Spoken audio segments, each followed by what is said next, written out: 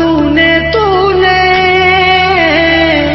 बेवफा तूने प्यार में बदनाम कर डाला।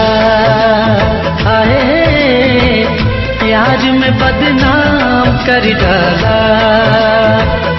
चैन से जीने न दिया, चैन से मरने न दिया, चैन से जीने न दिया, चैन से मरने न दिया।